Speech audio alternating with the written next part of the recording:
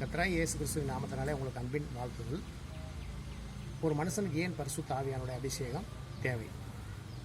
முதலாவது, ஒரு மனுஷன் ஜலத்தினால் ஆவினாலும் பிறக்க வேண்டும். பிறந்தால்தான் தேவனுடைய ராஜ்யத்திலே பிரவேசிக்க முடியும் என்று சத்திய வசனம் நமக்கு தெளிவாக சொல்லுகிறது.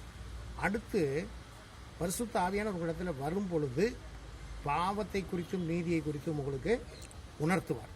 இரண்டாவது காரியம். மூன்றாவது காரியம், நீங்கள் பெலன் அடைய வேண்டும்.